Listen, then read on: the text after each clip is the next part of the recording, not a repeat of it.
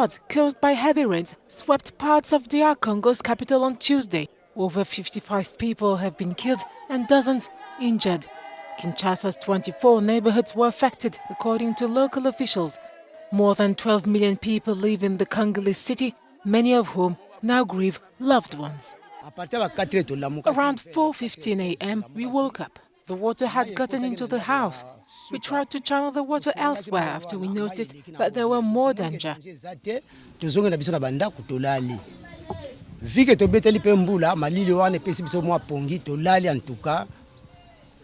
went back to the house to sleep since we were soaked.